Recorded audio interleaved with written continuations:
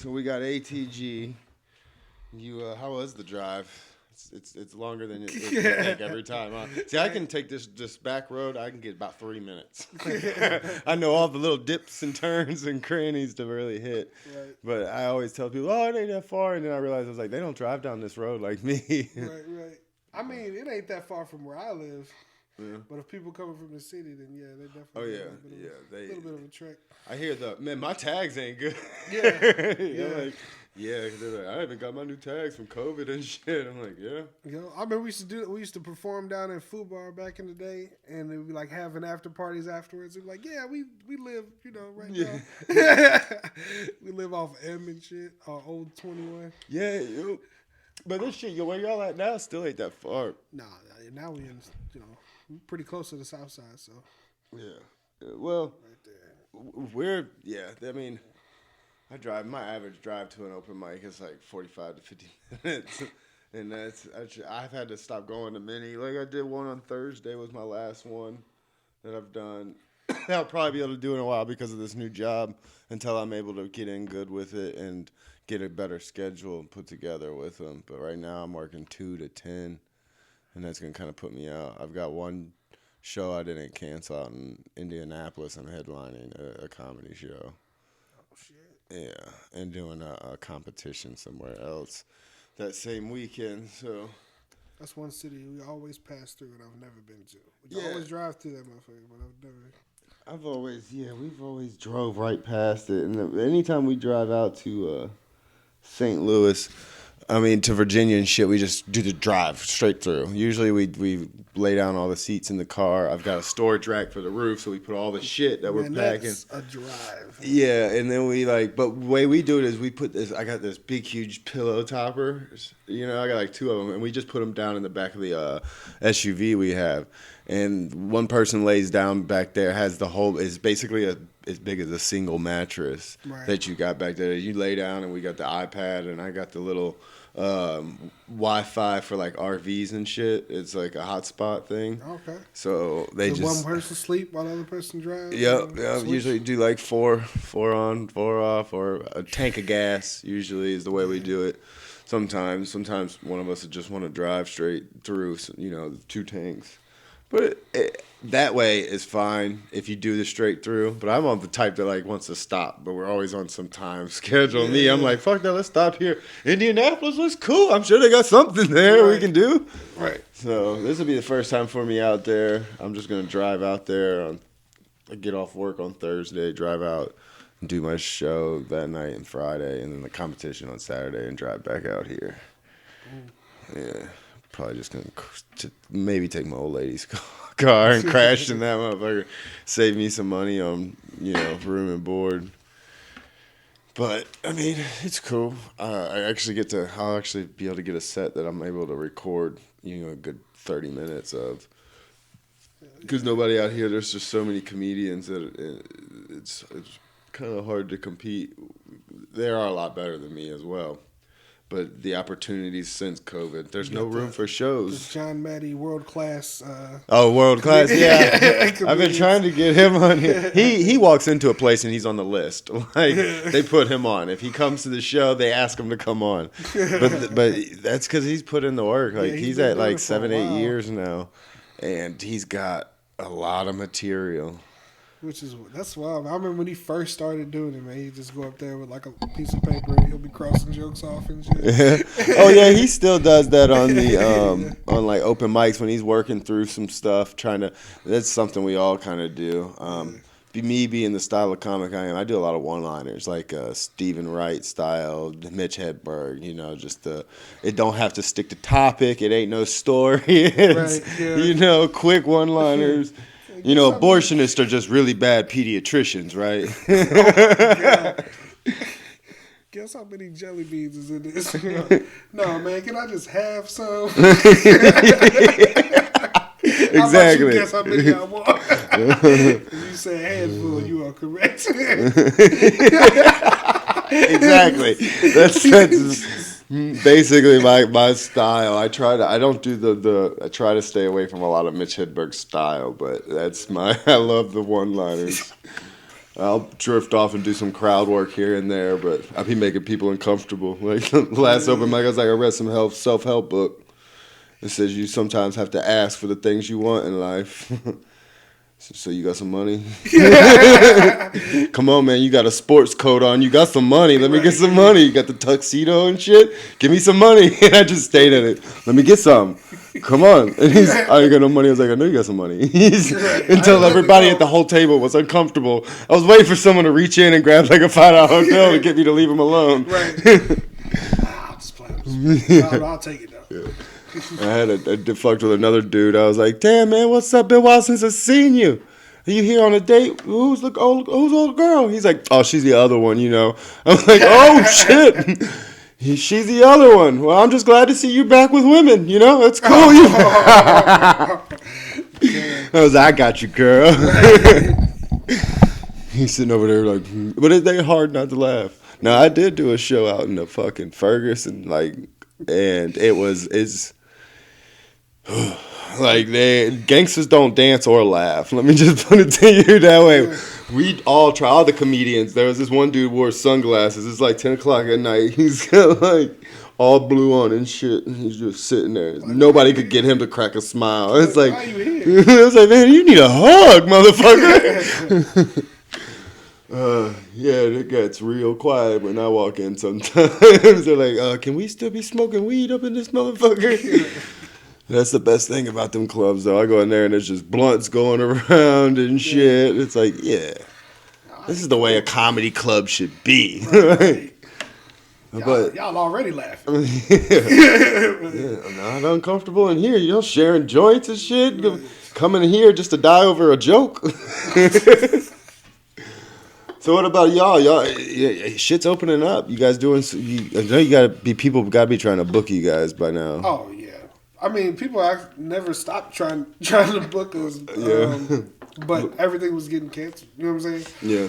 Like it depends on the opportunity and everything.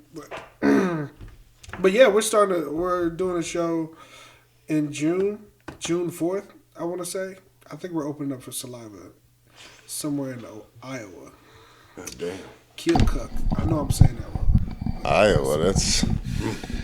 I don't think I've been to that one. Yeah. Yeah, we got a few. I think we're doing a show in Cape here soon. I don't remember the date for that one. Cape's cool. I went out there and did some shows there. It's not too far either. It's a cool look. What about you? Your solo shit and. I accepted. What show did I'm doing a show with Midwest Avengers next weekend. Oh my God, is that next weekend? Yeah, the 15th, May 15th. Nice. Yep, doing a show with them at the Foundry. I think Preach is on there. I'm excited about that. That's gonna be dope. You guys gotta check out. Have you talked in Red Flag at all yet? It's Fubar's. It's who's Fubar used to own. They own that, and now they built the Red Flag. They've been letting us do like comedy shows here and there. Okay. You know, everything's real spread out there because it's such a big. It's a badass little venue. Yeah. You guys are gonna sound great in this warehouse. Yo, you guys. We got the scoop on it from like the sound. Like one of the we're buddies with one of the guys who like helped put it together.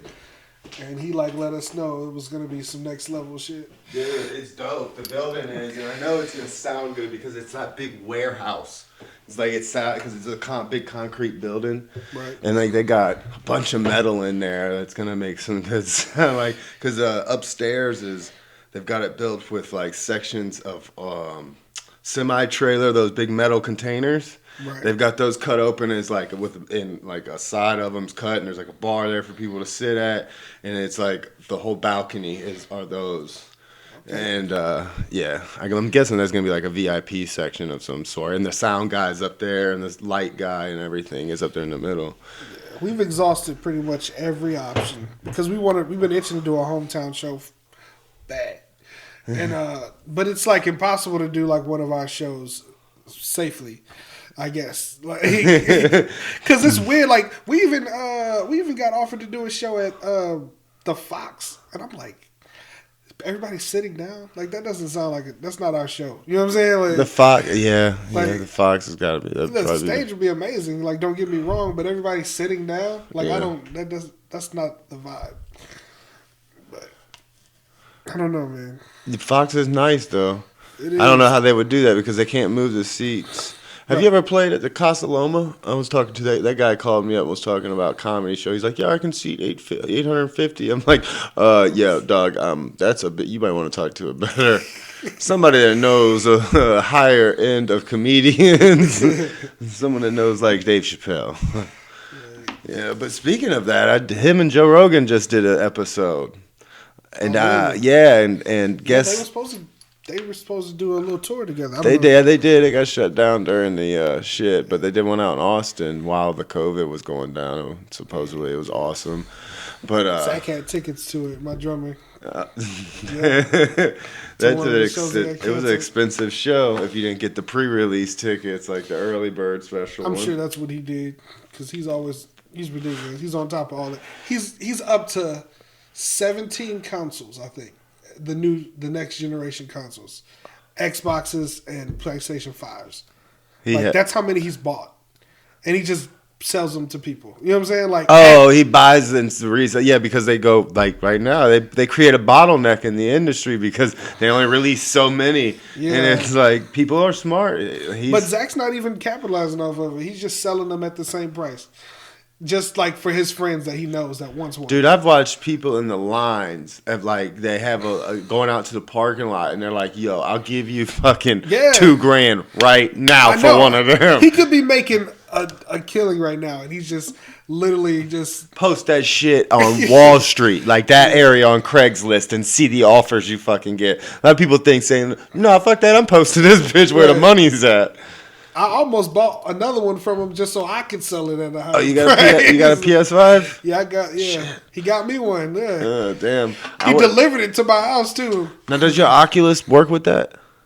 Because I remember that Oculus you got blew my motherfucking mind, dude. Yeah. Like I'm still just in amazement. I know I was pissed because they came out with an Oculus 2 now. I'm just like, man, fuck out of here. Wait a minute. So yours is an older model? Yeah, mine's old now. Yeah, that shit's crazy. And it's still dope. Yeah, no. Yeah.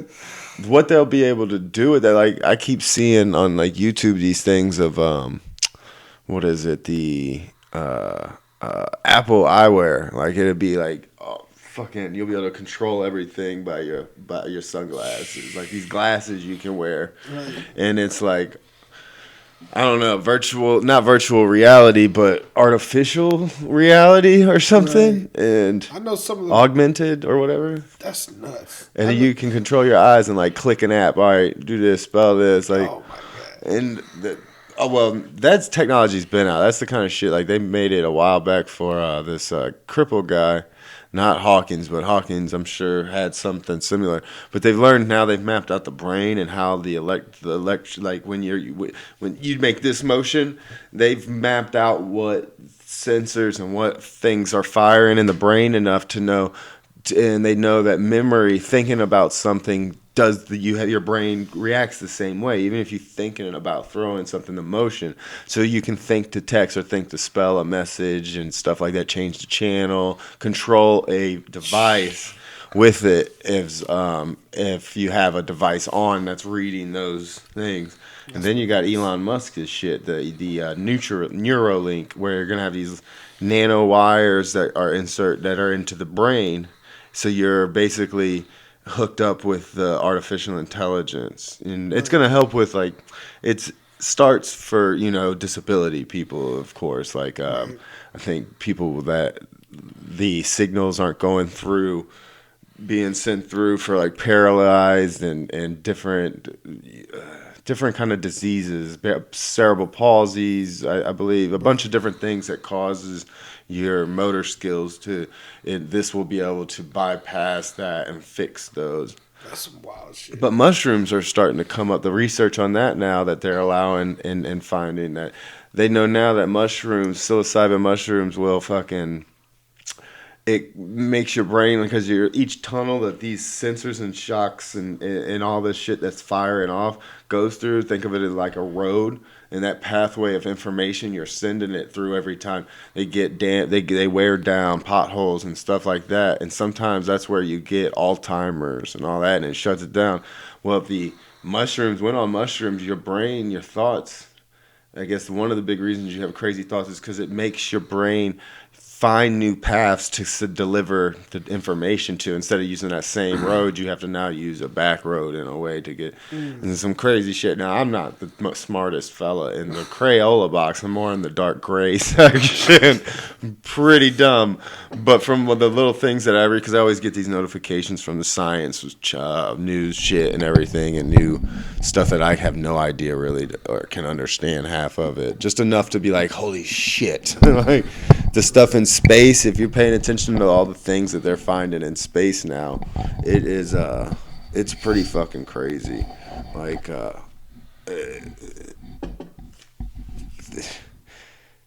they have a machine supposedly now that can alter the fabric of reality. This is the U.S. Air Force Patent Office that holds this patent. Right. Yeah, like, what the fuck does that even mean? Right. Shit. Like, you hear that and you're like, what? What kind of... Are you pulling our leg? Right, what you mean? And they got all kinds of crazy patents out there, and some of them just sound so crazy that even the patent office is like, you're going to have to show us this thing. Like, you're going to have to prove it works. And supposedly they have. And it's like, what does that even mean, the reality? Like... Doesn't everybody have their own reality? That's some wild shit. Yeah, technology is getting out of hand. Like, it's crazy. Yeah, shit that they can do now.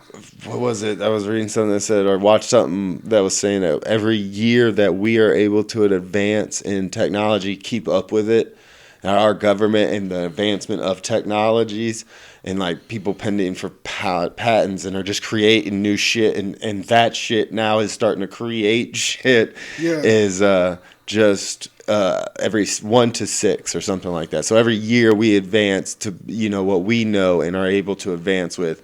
Technology's passing up 6 times faster or something, and it's like, wow.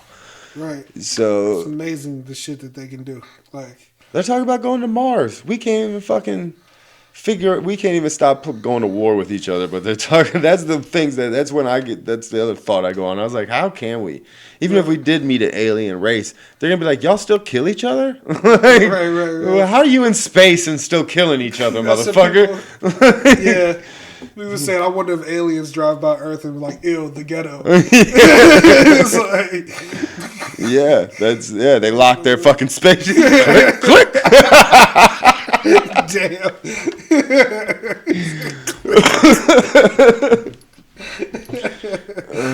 That's some wild shit.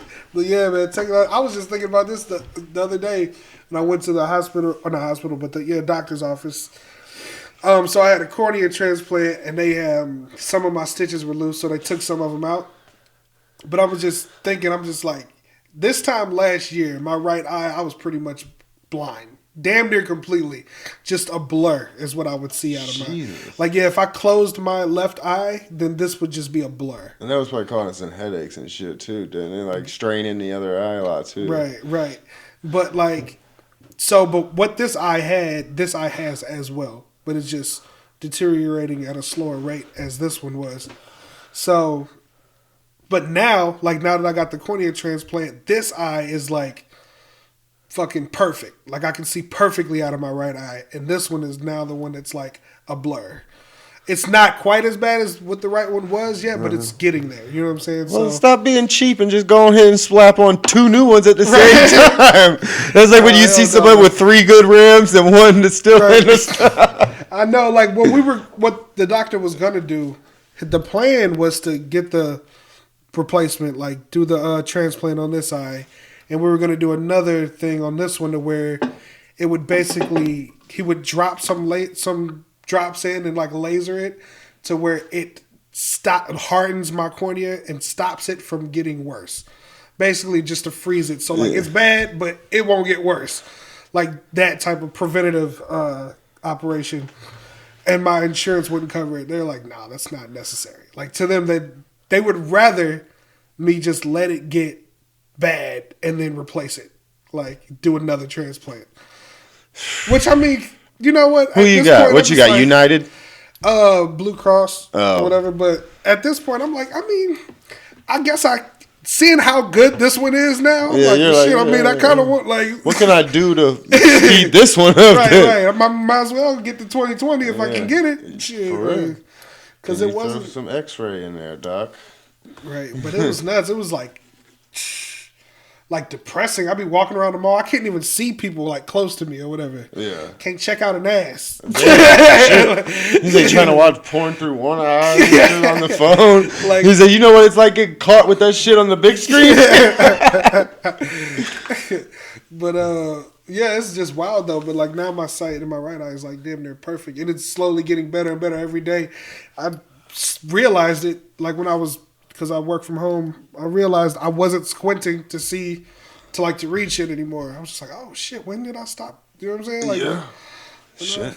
Yeah, I've been noticing. I think I need to go I don't have nothing near as that. Like, I feel like I still see pretty perfectly, but like, especially recently at this new job, I was doing some trimming, and you're just sitting there looking like, right. And after like an hour of just paying attention to these little things and like really concentrating. Oh, yeah. Everything was like blending together. And, and you know, for the rest of the day, my shit was a little off. But like, still, I catch myself sometimes like thinking I should be able to read that. I used to be able to read those little without having to do this shit. You know, trying to focus it in by doing this. So I think I just need some reading glasses, maybe. Yeah. But I don't really read all that much. I have that audio. If it ain't audio, does that count as reading? Right. You know. You been to when last time you went to the eye doctor? Never. Never. I mean, to just go check. Yeah. Now I'm getting ready to we got insurance, and it's supposedly. It's the best package you can get in Missouri for health insurance, supposedly. It's United Gold package, and they're paying for the whole premium. There you go. Yeah, so I don't have to pay nothing out of that. And this company, man, you ever seen, you've seen that movie with Owen Wilson and Vince Vaughn, the Google shit, where they go to work at Google as apprentices? I slightly remember that. And they're like in the building, it's got like the gym, and it's got the cafe, and it's got... This fucking place has got all that like shit. That? Yeah, it's like that. It's like, and the people are so nice. Like the owner, it seems like every day I've worked so far the past week, he's come out, and the owner of the place come out and speak to you, shake your hand, ask what's going on. That's you know, fucking follow me on Facebook or YouTube, watch my comedy shit, and it's like, you know. Yeah, that's dope. You don't see. It's weirding me out in a way, you know, just because everyone there is so nice. I ain't used to that shit. I'm a construction worker, you know. I'm used to fucking. You said on your fucking application you knew this shit, right? So go do it. And it's like, whoa, you know, that's big. But I took a huge pay cut, but a lot happier. A lot happier, and it's definitely worth it. I took a pay cut, but the people I'm working for, which they're the top of the line of cannabis in Missouri, and used to be in Colorado. The 2018 and 19, the grower we have, the guy that's basically doing everything, is won 2018 and 19's top strain competition or whatever, best weed competition, basically. You know, so. Learning from someone like that, and the people we're learning from, like our edible section in our kitchen, has got a dude that does, if you go to Whole Foods, all the chocolates you get, you know, they're the artisan chocolates. They brought him in, and he does all of our edibles and designs and creates all of that shit. There. Yeah, and edibles, boy. And these things will fuck you up, from what I've been told. Yeah, and.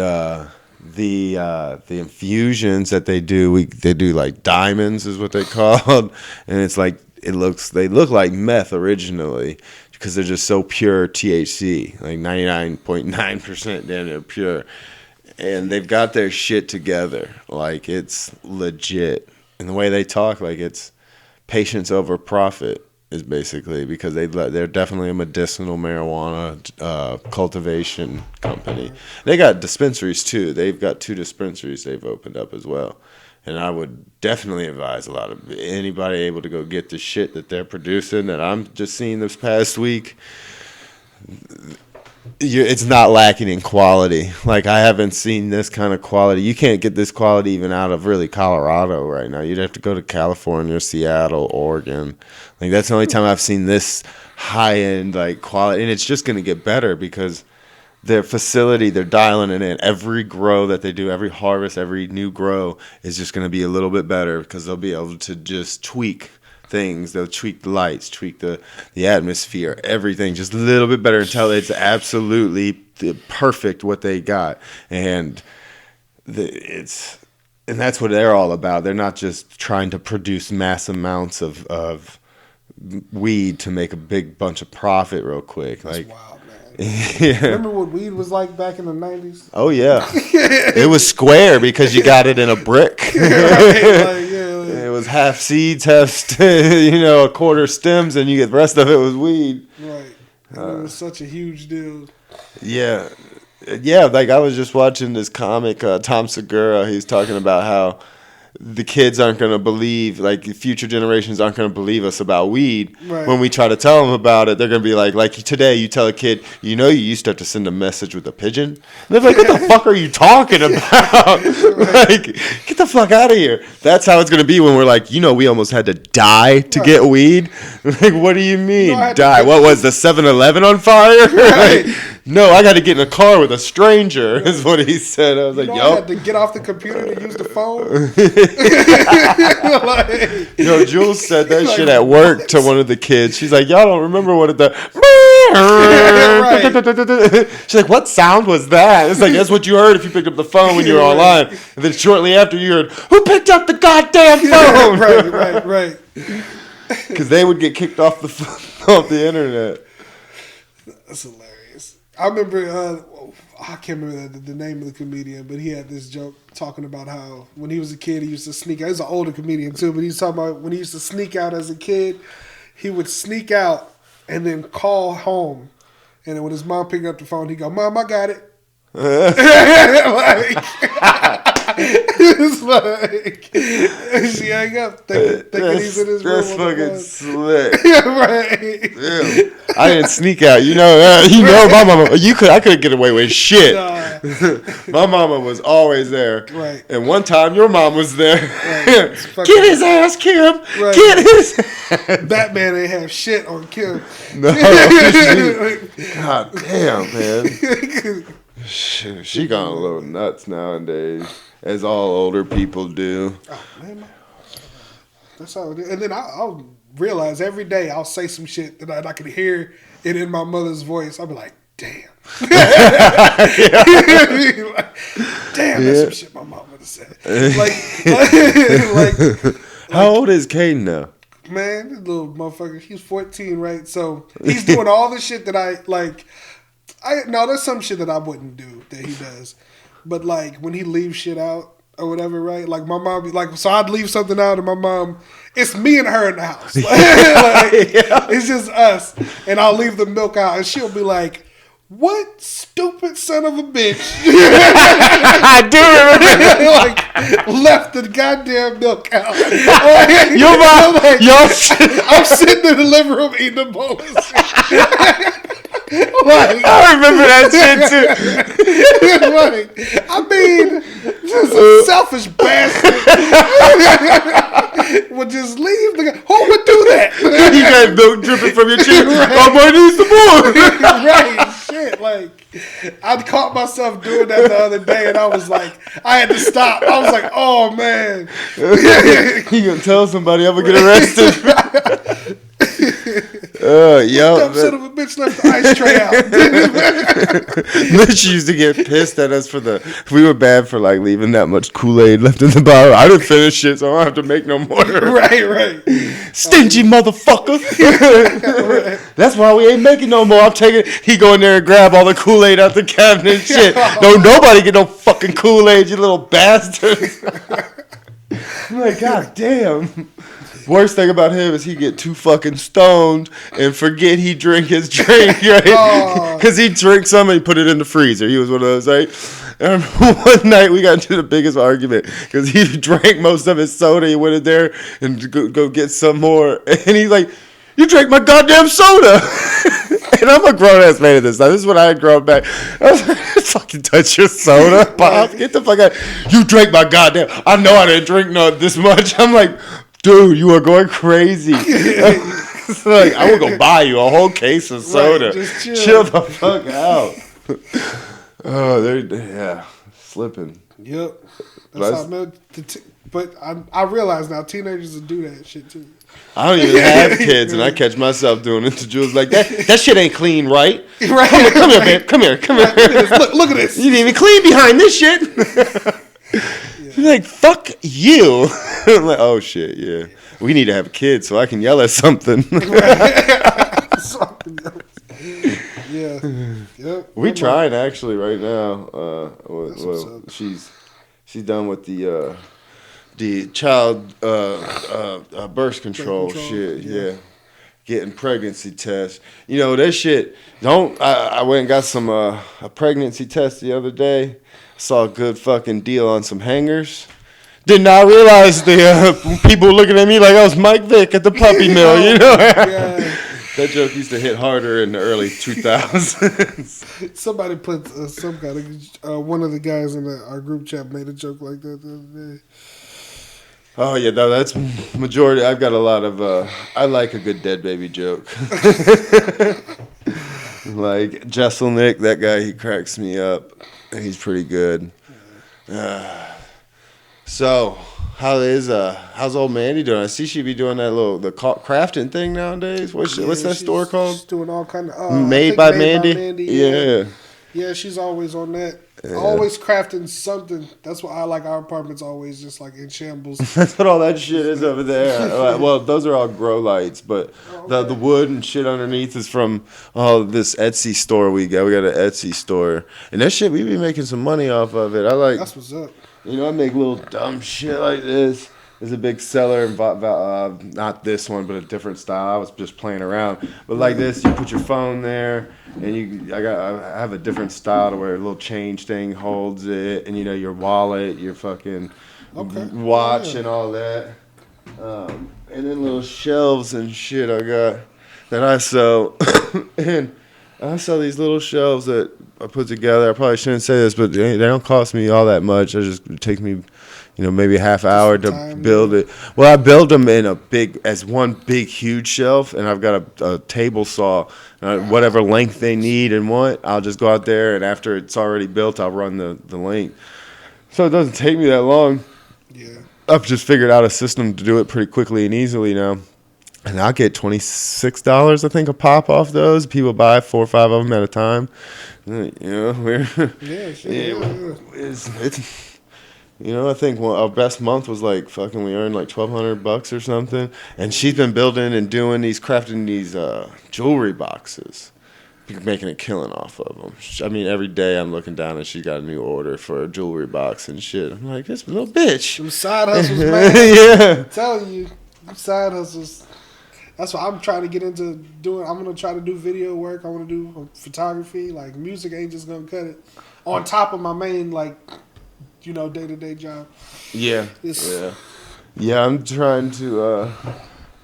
I do the Etsy thing with her. I want to get this back on the Airbnb once this whole virus shit done. I hope everybody gets the vaccine that needs it and wants it. Yeah. I'm just watching to see how it fares out. I won't be the first. I'm not I ain't an anti-vaxxer. I'm just not a science guy. I'm not into experimenting myself unless it's a drug that's actually going to fuck me up. Right.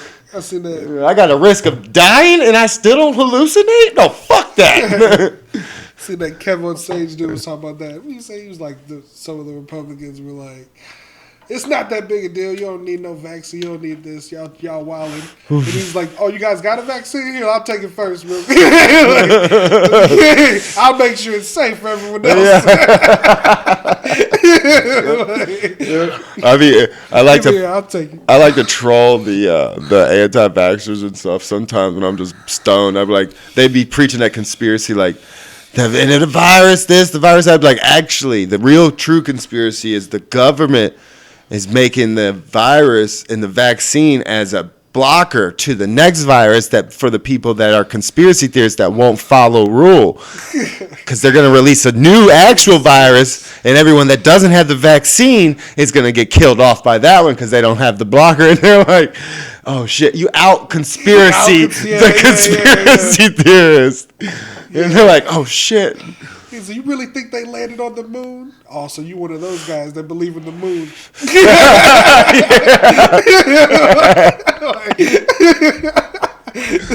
Oh, shit. Yeah. Well, that other one dude was talking about the vaccine. He told us, man, you're going to die. Get that damn vaccine, man. Like, they want your DNA. That's what they want. It's like, why? To make more dusty motherfuckers like you living off the government. Yeah. And like the ones that are like all crazy about the cloning shit. First off, I am one of the ones that say they cloned a sheep back in the fucking 90s that just died of old age. They can do the fucking shit. Yeah. Now, if they're doing it on humans or not, I don't know. Right. I wouldn't put it past somebody and one of them fucking to go off with the, we're known for, what is it, what we do? America, yes, it's not happening up in the White House. They're not cloning motherfuckers. But don't think there's not a subcontractor that they have hired that lives in one of these third world countries with a lab that hasn't created some crazy shit. And they have plausible deniability because there's no restrictions in that country. They can do whatever the fuck they want. And they didn't know. It's just like... It's just like he was doing what? Yeah, exactly. But they can do it. That Chinese doctor just got is in jail right now because he fucked with this couple, his friends' genetics. One of them had HIV, but it was like dormant. But they didn't want to pass that on to the kids, so he manipulated these embryo of these twin babies that the couple was having, to where they blocked the HIV virus. Wow. First off. How the fuck isn't this technology and why isn't this worldwide spread that you can just block that shit? Right. Like, and second off, if he can do that shit, like what else can they, if it comes down to genetic shit, isn't that what the viruses do? Like they attack your genetic shit up, down. I don't know. I'm not smart enough to figure all that shit out. When Dr. Fauci and all them come on, I'm just like, You keep talking about models. I ain't seen one hot bitch on stage besides that Michaela Caney bitch, and she's a bitch. But that McElhaney, she was fine. I'll give her that. I had to mute the TV when she talked, but damn. Turn on some porno music. Bow wow. I remember I went to go get the shot. Oh, you got the vaccine? Yeah. I got the second shot a couple weeks ago now, but I'm gonna put that notification on. I'm gonna follow you a little closer to see where you at in the year. You got third year. What's hilarious is the first. So when I went to go get the first shot or whatever, so it was a weird little situation. But you just fill out this little paperwork. You sit down, and then they like give you this little card or whatever. Then you go to the next section. You get the shot. And then the last section is the one that I thought was hilarious, which I didn't realize what it was. They would say, okay, now just go have a seat over there. And I was like, okay. And then like you had to stay there for a while. Right. Yeah. I was like, I realized after 10 minutes of sitting in this section that it was the just in case your ass died section. You just got a nurse over there, like didn't click until like one of the ladies came over and like looked at everybody and was like, y'all feeling all right?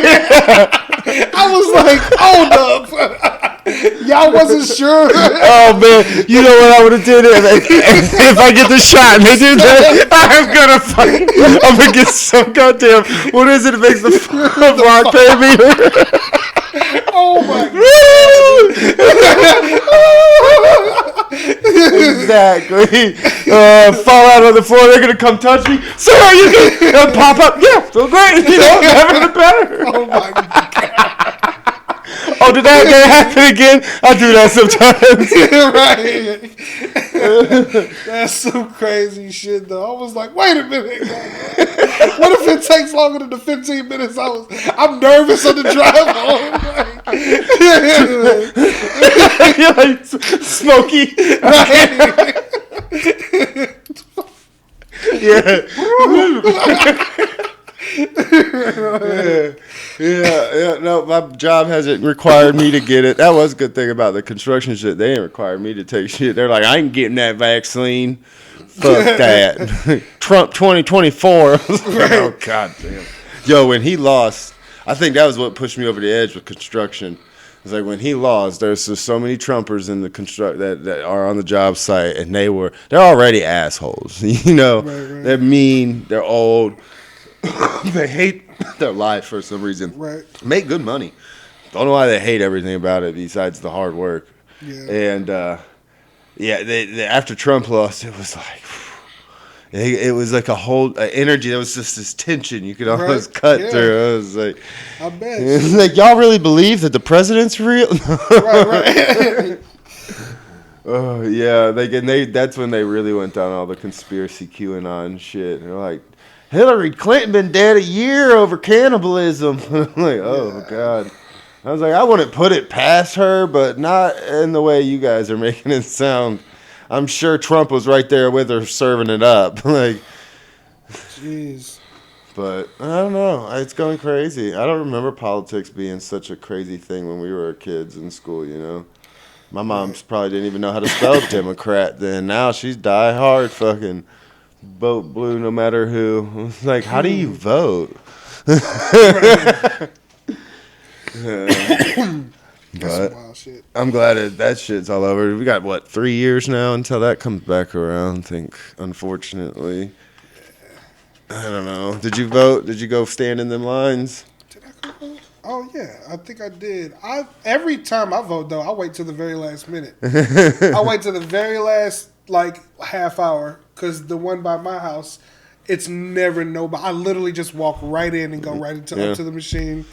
And then just toss it in. I don't have to wait at all. Yeah, I didn't hit the voting this year. I thought Andrew Yang was the only good option that the Democrats had to throw up in there. Dropped out. Yep, and that's when I was like, "Fuck this! I'm a loser. I ain't voting for no one." I just couldn't see it. I was like, "We just going back to where we were." Oh well. Mine was more of a just get this nigga out of here. I don't care. But then again, I was like, he is kind of funny. I mean, it is kind of funny to wake up in the morning and see him tweeting like that bill hit a Trump Tower on Switzerland. Like, I promise I won't do this if we buy it. Right. It's like, damn, Trump just. Yeah. And he would piss some people off. He just say what was on his mind. He would troll people. He was a classic, troll. Like you find on 4chan or one of those websites that they people say, I really feel deeply passionate about this, and then someone just comes shit all over it. Like, right. Fuck your goddamn kids and this and that. And they're like, oh, and they're just doing it on purpose. Like my buddy Ratcliffe, he has a whole separate account on Facebook or whatever just to go troll people and to piss people off. To did not go against what they're saying, their wokeness. Right. But they was like, you won't even denounce the Proud Boys and the racists and the Klan. And he was like, what do you want me to say? I'll say it. Stand back for now. Stand back and stand by. You're like, wait a minute, that ain't what we said. Not what we were expecting. Right. People the next day was making memes and shit. He said, I need you to denounce all your hoes. Hoes, stand back and stand by.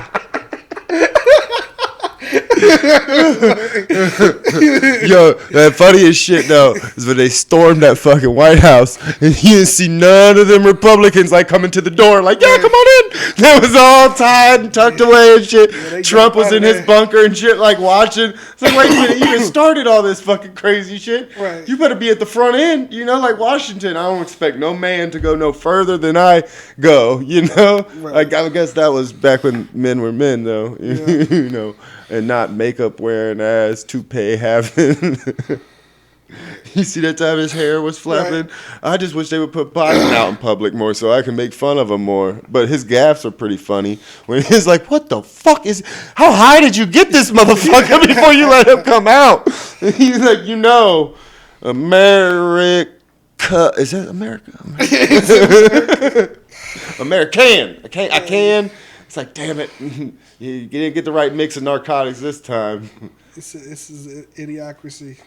Yeah, I've been looking for that movie everywhere, like all the stores I go to, because Jules wanted to see it, and I was like, oh, you gotta see this. I was like, this is a documentary. It's got to be streaming on something. Yeah, I could pay for it, but I'm cheap. I'm sure I could internet download like illegally, but I get enough viruses from the porn I watch. I got a special little phone for that. Goes straight to my TV. No. So how's little Caden doing? He getting into the game with you yet? I'm still waiting for y'all two to drop an album. Nah. He plays Fortnite. That's it. That's his shit. Is he like some numbered top ranked player? I don't think so. He's like, he ain't got a check mailed yet. Once he gets a check in, he'd be like, oh, shit.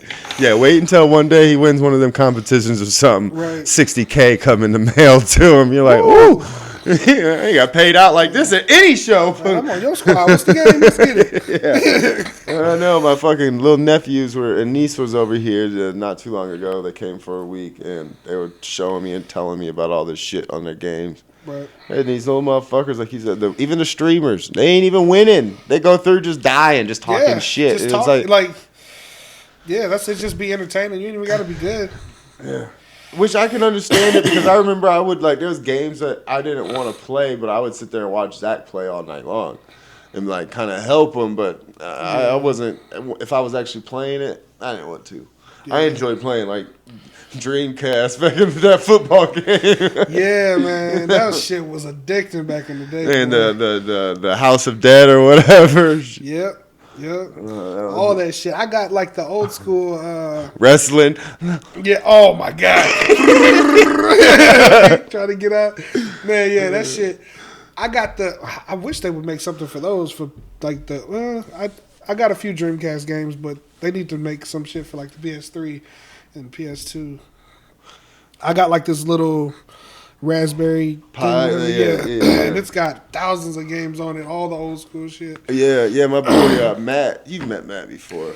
He built a whole arcade thing. It's got on the bottom, it's Yoshi and Super Mario Bros. And then he's got Galactica, all different kinds of shit. And yeah, he just tied his Raspberry into the board, and it goes right. You plug it into with the HDMI cord or whatever. That's dope. Super easy and cheap. He just did it. A lot of people have been doing that shit lately, man. Shit, you get all the inners, and I can build the fucking anything with wood nails. I build. That's simple. I met when I did some work with JE to do Nelly's producer.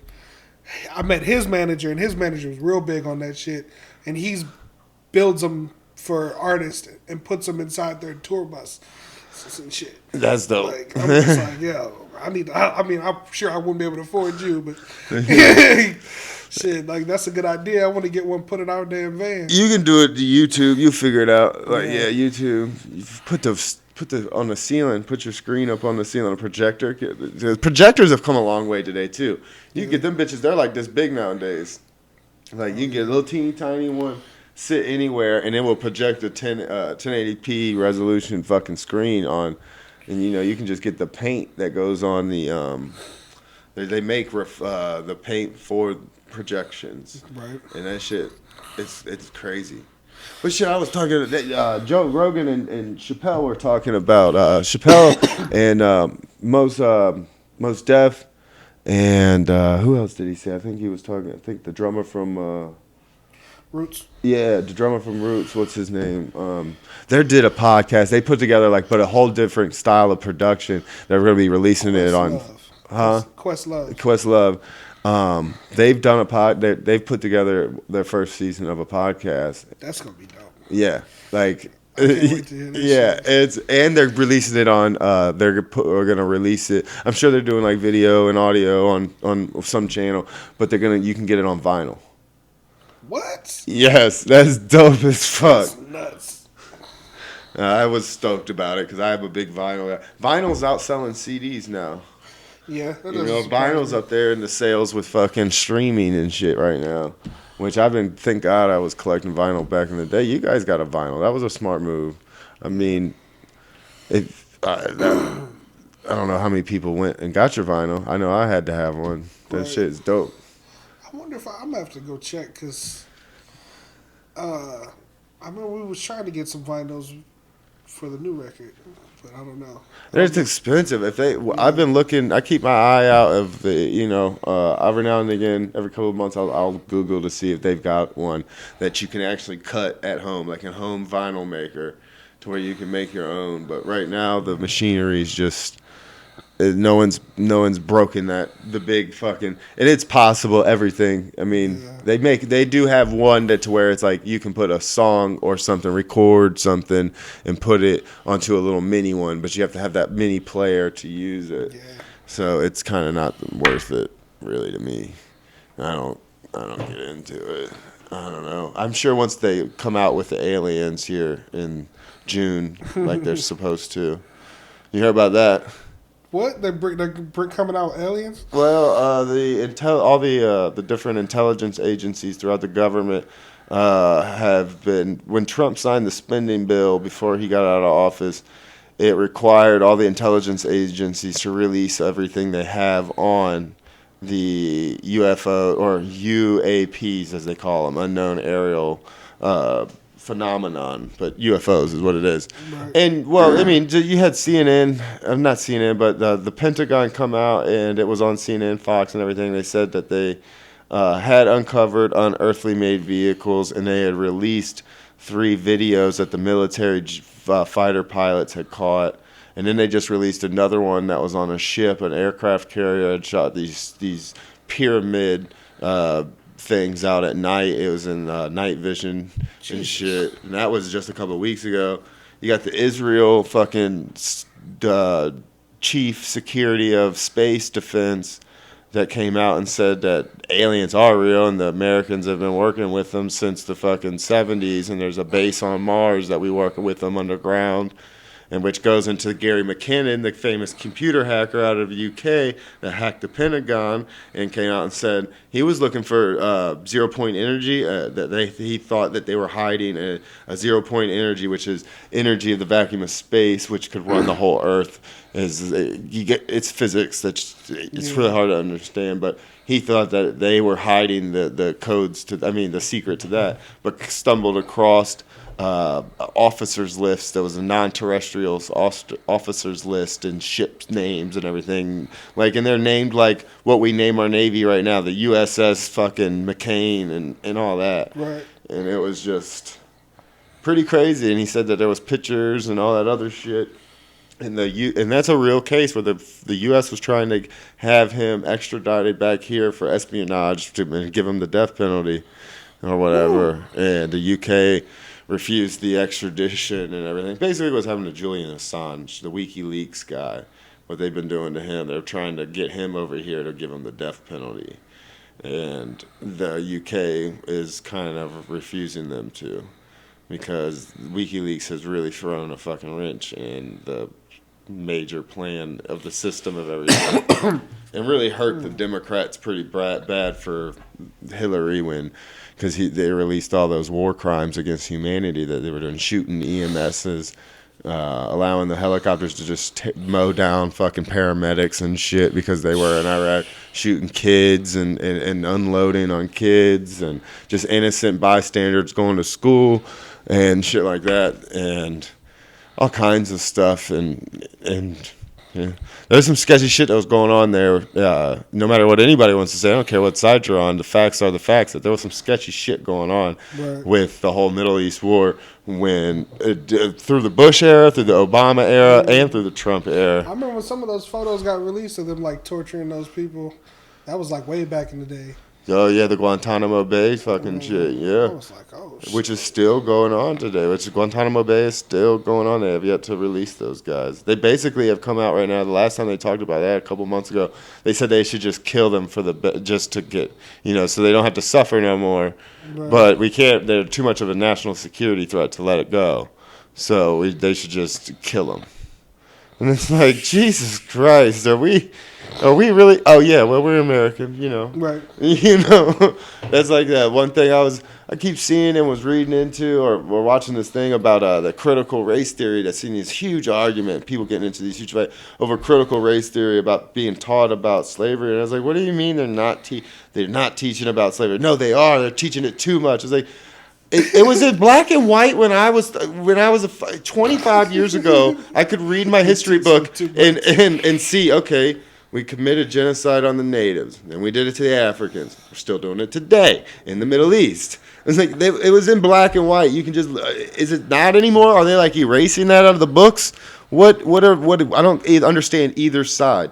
Is it the new generations are too stupid to understand that what's in the history books, that what we did was fucked up? I think we all understood that growing up, right?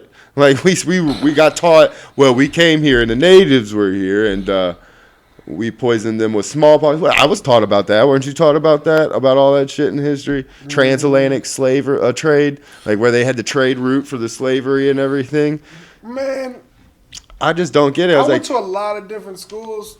I mean, and then Fox is where I spent most of my time. Yeah. But I will say, I've only had one good history teacher my entire time of being in school. Like, period. Every fucking history teacher that I've ever had was a coach first, teacher second. Yeah. And all they did was just pass out some fucking packet work, you know what I'm saying? And just be like, read this chapter, fill out this packet, fuck off. You know what I'm saying? Like, that's all. I had one history class where we actually fucking, like, I feel like you're not really learning and shit and taking it in. You're like, yeah, you're just filling out shit, but you're not really taking it in unless you're having these open discussions and shit. And we actually sat down as a class and talked about what happened, how it made us feel, how we think it affects us today. You know what I'm saying? Like, yeah, and I may not be able to understand it because of where I grew up, because I had my pops, Mitch, Right. He told us that I grew up. I watched Roots at before I was even 10, and I asked him, "What the fuck is this? Like, this is what you motherfuckers did." Like, I tell people all the time, I know I'm a cis white straight devil male. Like, I get it. I grew up with a gay father and a black stepdad that I called dad. Like, I know I'm the white devil. That's, I get it, and I know what we did is fucked up, and I can deal with being called that. Because, if you look at history, it's not good. If someone from the outside comes in and just looks at mankind and is like, well, these white motherfuckers are nuts. That's what they're going to see. They're going to be like, these white people are a virus, like, from what we've done. And I know how to get rid of it all. We just speed up the process of mixing all the races. No more white babies. No more pure breeds. And that means the sisters are going to have to deal with the lack of inches, all right? You're going to have to deal with the lack of inches if you want to get past racism. Inches. I don't know what's going on, too, because, I don't know if it's something in the water, but white women ain't built like they was when I was no. They ain't doing squats, man. Have you seen TikTok? Think about the gym teachers and shit back when we was little. Right? Yeah. No, they in there squat, up and down, up and down. Yo, where you get that from? How old are you? You ain't even supposed to be like that. Not this age. That's some goofy shit, man. You see, have to deal with the lack of inches. Hey, that's how we get rid of racism right now, because it's inevitable. So, I mean, if we keep going, we will eventually be one mixed brown race, a light brown, like Zach Miller and Mandy. That's about, that is where we're all headed. I forgot what they said, but it was just like everybody was the same color and shit. That's where, I mean, that's a fact. That's what will happen. We're not going to continuously. It's already happened. Every bloodline, especially in America, the process is faster in America too. I mean, look at the Olympics. Just look at the Olympics. Look at the Chinese Olympics team. You see one black chick or white chick on that motherfucker. It's all Chinese. I don't know who said this, but I've seen it somewhere, and they're like, look at the Jamaican team.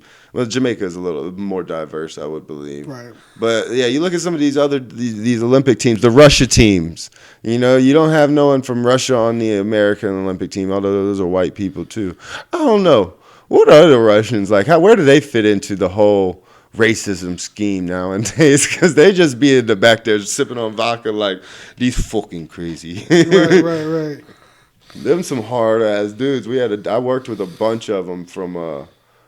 They were in school and they came and worked at the restaurant I worked at. Yeah. And they watched and played rugby, a lot of rugby and soccer and shit. And they wanted to see the Super Bowl. We took them to this bar, and because it's supposed to be a big thing. And that was their first little real football game they watched.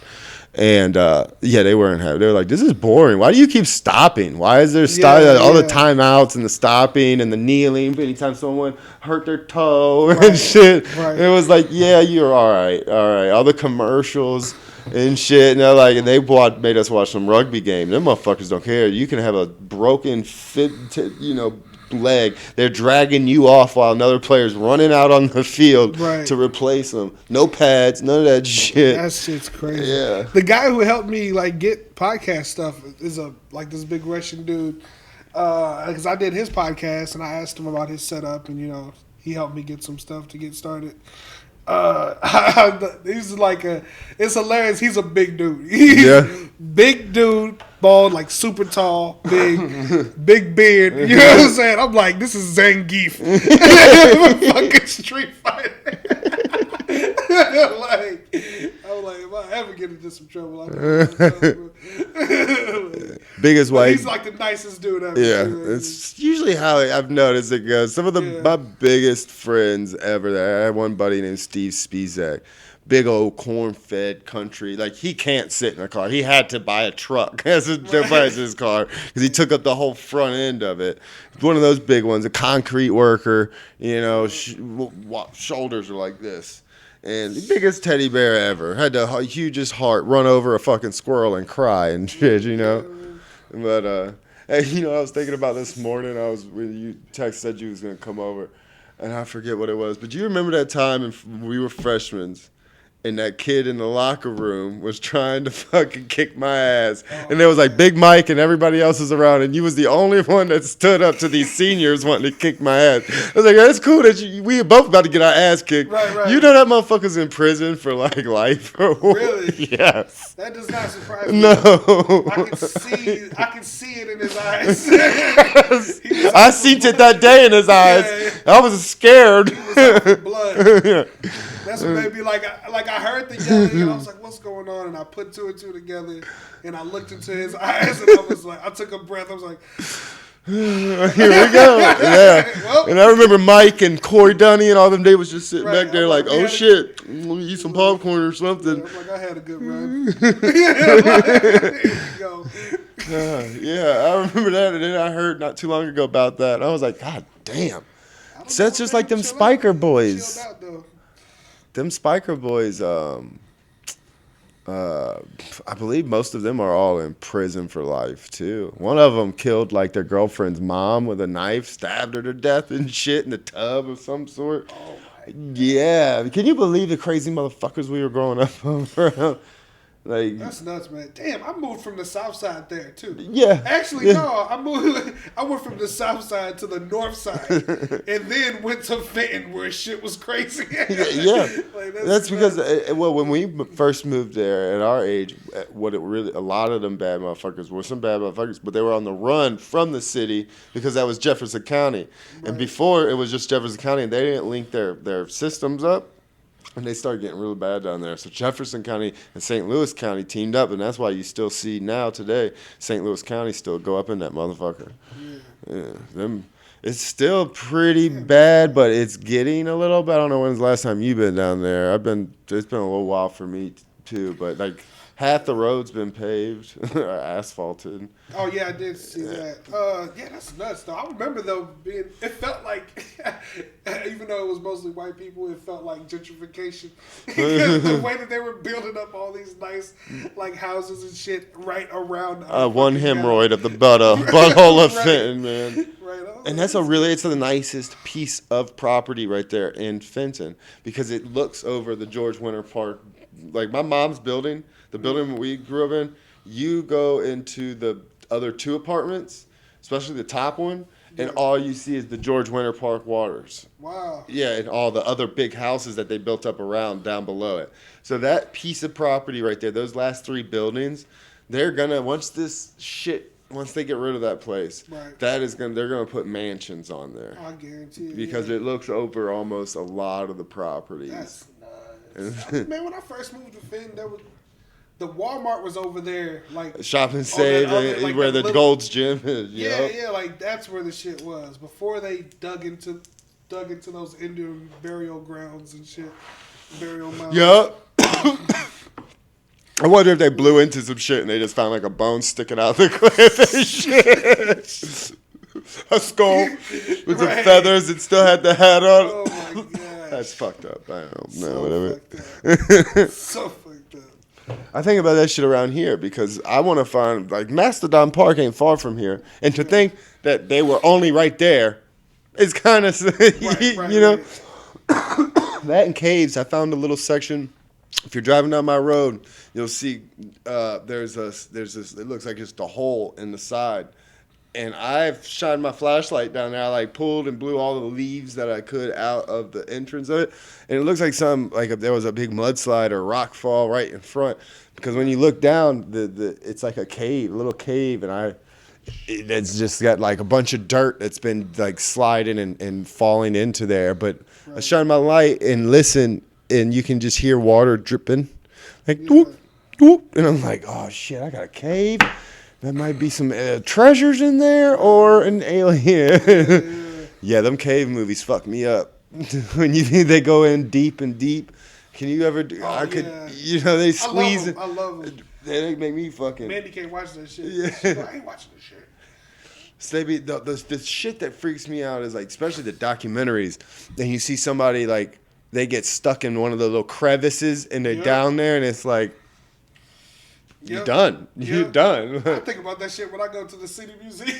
Dude, I don't know how that shit's still open, bro. I went there for the first time finally, and I was like, how is this? And we climbed all the way up to the fucking plane and smoked a joint. No, I'm kidding. Kids were running in and out. They ran in. They walked the fuck out. Yeah. But no, I was like walking and climbing all through that shit. I was like, how the fuck is something like this still open in 2021? Like, ain't nobody gotten hurt yet, huh? I feel like people have to have getting. And it's a bar in that bitch, so you get fucked up in there. There's a skate park up there. I was like, well, is there boards around? Dude, that is a cool skate. That's like the perfect, safest little skate park too, because nothing's real huge. Yeah. So you just carve it and roll around and have fun on it. Like, yeah, that's some dope ones. I've seen a couple now. I mean, I was in that church. Dude, I want to go to that church and skate it. I would have skated the fuck out of that thing if I still skated. I don't even think they I don't feel like they charge. They charge you if you want to go in and take pictures and shit. Oh, well, I mean, but I think if you're just skating, I'm all about like that's one thing.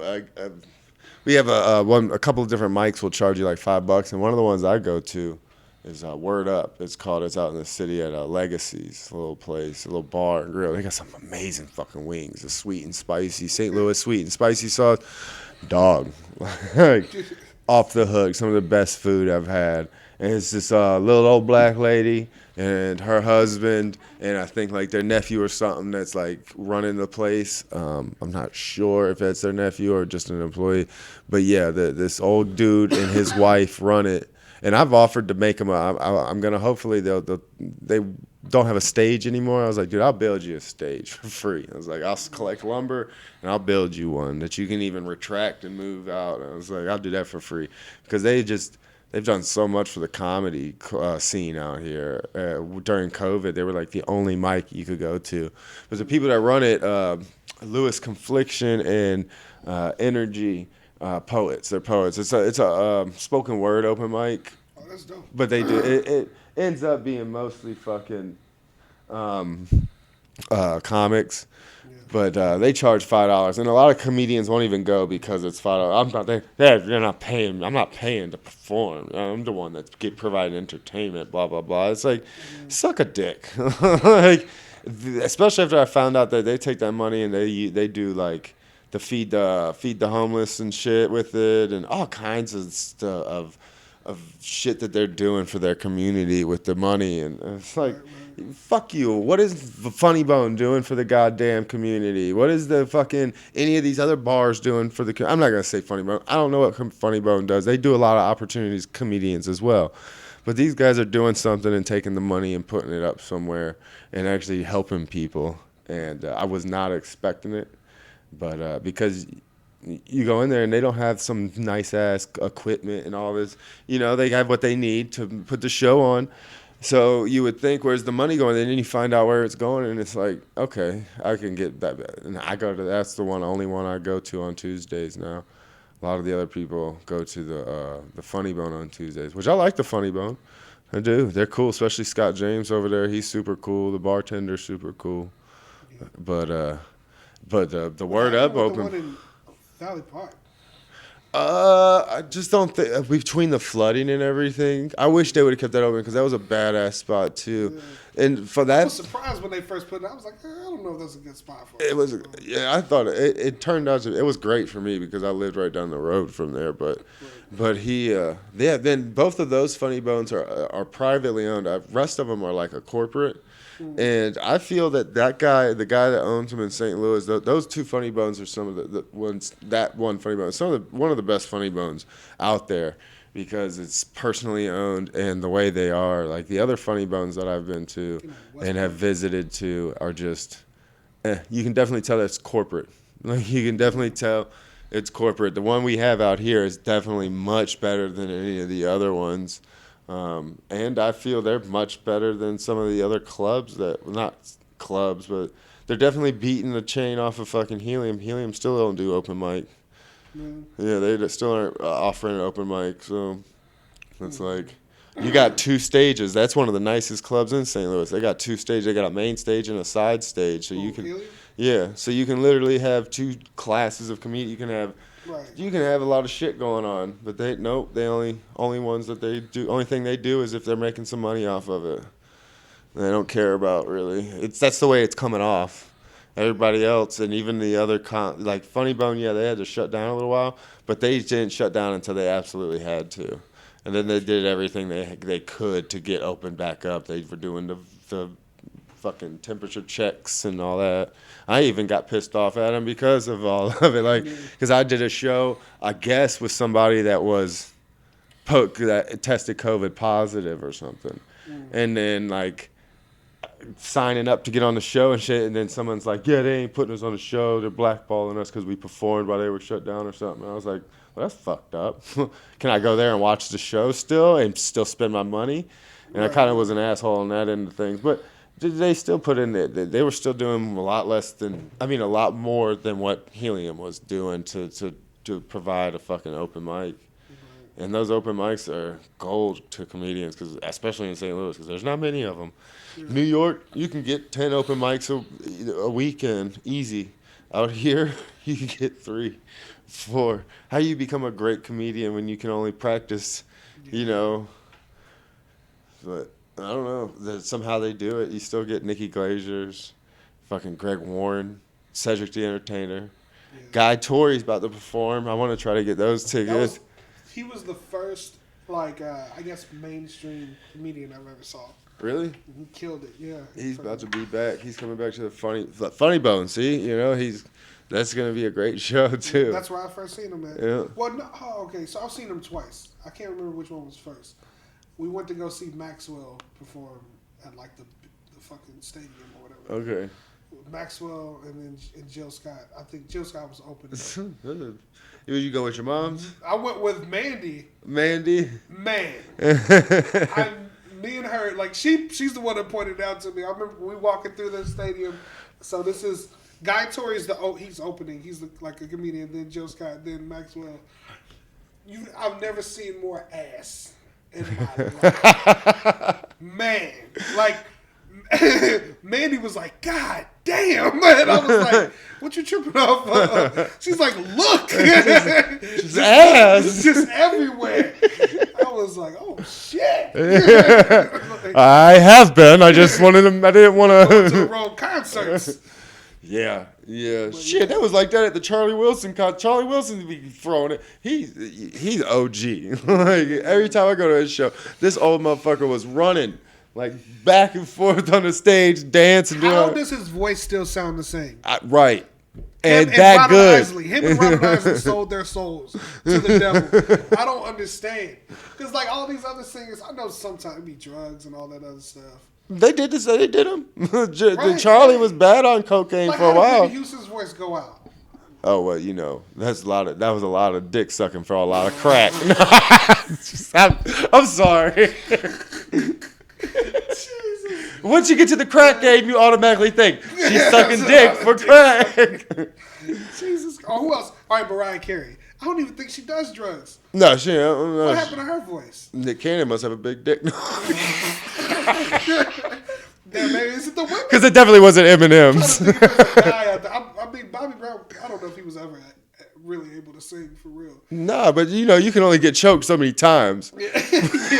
He was putting some pressure on them windpipes. Bobby Brown. Yeah, I think Bobby Brown had the good kid's voice, but then once it matured, his voice was just bad. Oh yeah, when he was doing the boy band shit. Yeah. And But after his voice, I can't stand seeing those boy bands like that try to come back and shit. When they're all older, 50-year-old, 60-year-old, they out there like what's the name? Zach's fucking band. Oh my god, what's the name of that damn band? Backstreet Boys. Did you just say Backstreet Boys? They came back. They came back. And, like, not only they come back, like, they're fucking, like, they had, like, a charting, like, you know what I'm saying? Like, they were charting and shit again with their new music. I haven't heard, I don't listen to much radio, let me be honest, but I haven't seen. I mean, I don't listen to Backstreet back. right. And, because, like, me and my drummer, that's his favorite band of all time. Zach Allen. Yeah, I give him shit about it all the time. His favorite bands in the world are Backstreet Boys and Slipknot. like, I'm gonna have to get him up on here. We're gonna have to have some conversations about his choice of. And like Sam Smith. He likes diversity. He's all around the board. He's all around the board.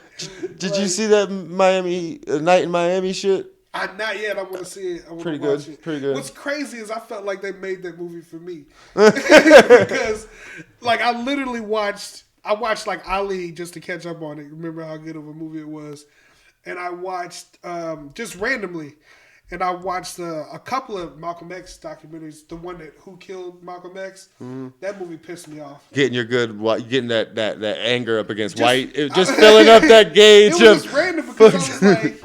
I'm like, man, I thought it was like kind of going to be a catfish thing. I'm like, who killed Malcolm X? I'm like, nobody knows who killed Malcolm X. And then you watch the fucking documentary and you found out they've always known who's killed Malcolm X. Nobody gave a fuck to tell anybody. Yeah, like they just tried to kind of sweep it under the rug. I'm like, damn. And it's the same thing with Pac. I'm like, all my life, I've wondered these mysteries. I'm thinking when I die and go to heaven, I'm going to finally find out who killed Tupac. What do you think they're gonna be up there torturing them motherfucker? Yeah, right. Watch out, Grandpa. Hey, what happened? I'm trying to find out. Yeah, didn't the security guard come out and say snitch? Not snitch, but no. It was a thing. I watched another show that talked about the Tupac and Biggie murders, and sure enough, they knew pretty much. They've always known. Wasn't there these gangbangers that were from D.C. or something, or from New York, and came all the way to Vegas and shit? There's a lot of shit. I don't think they still don't know who killed Biggie. That might be a street thing, but in the streets and like in L.A., they've always known who killed Tupac. And it's the dude that he jumped in the fucking casino. Right. Because he was hooked up with those gangbangers from New York. Because I thought he had. Right. There was like so many. There's so much evidence on these guys that were in town. They got like plane receipts, tickets and shit. They got them on footage of them in the same place. And it's like if they were in a court of law, they would be found guilty for the death of that. See, like everybody that was involved is dead.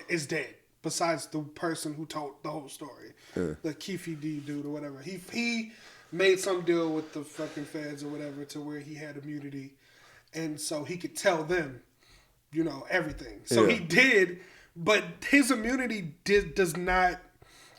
From what they say, his immunity doesn't stop him. He can still be arrested today, but they won't, they haven't arrested I'm like, they'll get him. because he's admitting, he went on these huge podcasts and stuff and telling everybody, yeah, my homie, blah blah blah, this is how we did it, blah yada yada, tells the whole story to everybody.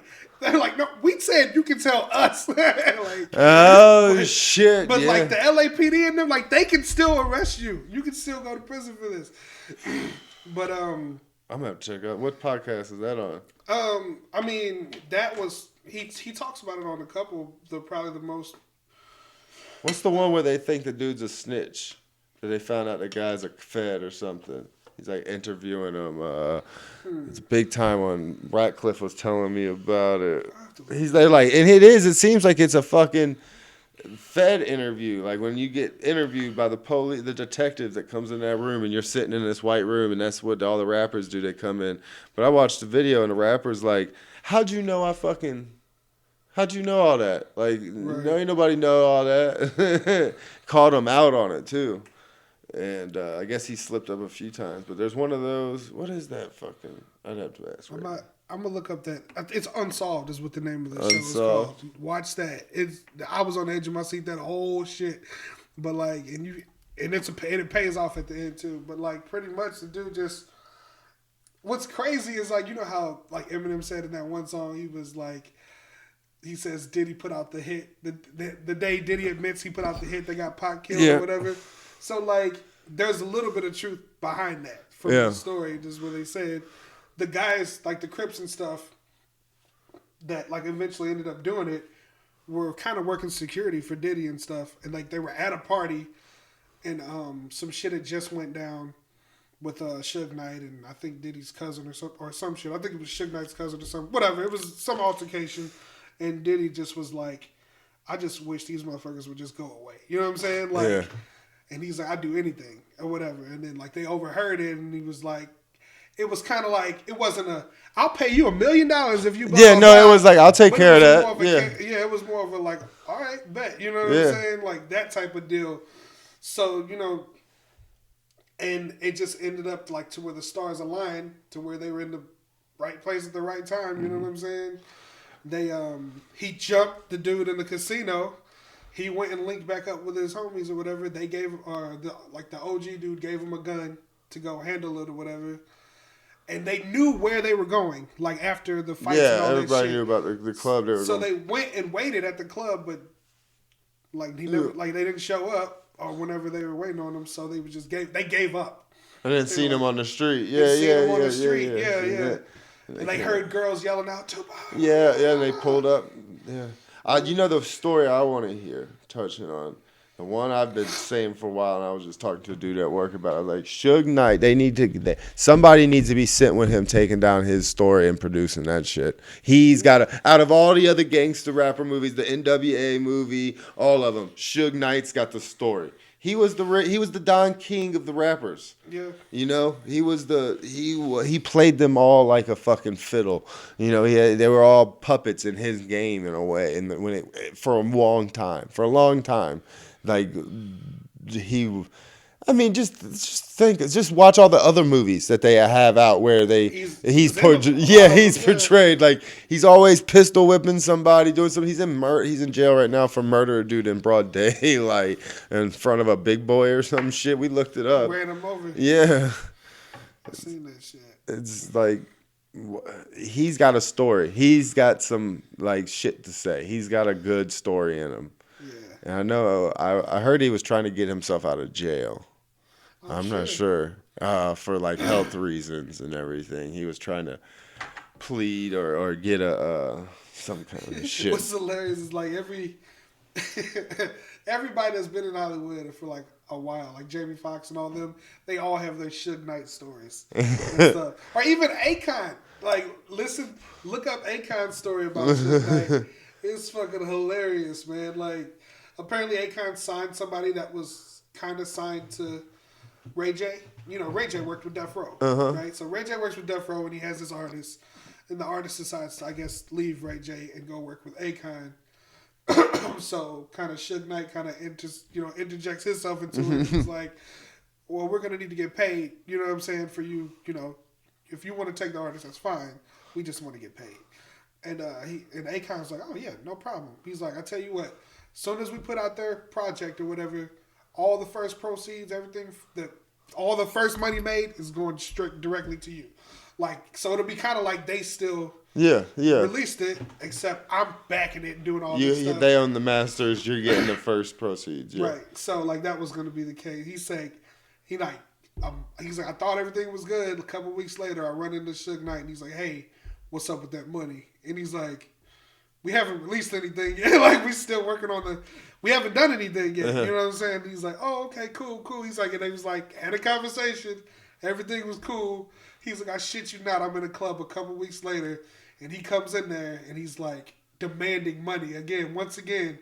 And he's like, at this point, I'm just like, damn, yeah, man, I'll just give you some money. Like, are you hurting this bad over? Because it like wasn't even that much. Yeah. Like to them, it wasn't that much. It was probably like $10,000 or something. Like it was. But shit, Akon ain't no soft motherfucker. For like he's from Africa. He's from some real shit. So Akon was just like, man, yeah, dude, I'll just give it to you. Fuck it. He's just like, when you get back to LA, call me. We'll straighten it out. I'll just pay you. Fuck it. And Suge Knight was like, no. He was like, I want the money right. Like, I'm not leaving this club until you give me the money in my hand right now. And Akon's like, I'm not. Like, we came out here to have a good time. I'm not doing business right now. And then Suge Knight made some kind of threat And Akon's bodyguard heard it and fucking puts him to sleep. One hit. Knocks him. I always enjoy seeing those. Those are the best knockouts, just when they're sleeping. You go to check if they're okay, and they're like... I'm like, why didn't you just go back home and take the money, bro? Like, just chill. And then, like, he did, like... from what I heard, is like he like was sued the guy and shit. I was like, what the fuck? That's real gangster, right? There. Like, I just was trying to give him some money and they knocked my ass out. Yeah. You're supposed to be this hard gangster dude to like out here paying the money. Shit, he was getting a little old. Yeah, he's like, fuck it, I can't be playing these games. Yeah, I can't be out here getting knocked out by these motherfuckers. But yeah, he's still got some. I think he's got a great. I would like to hear the story of Death Row, like how it through his eyes, through his, I think that would be a good ass. Yeah, and DJ Quick too. DJ Quick, because he just came out.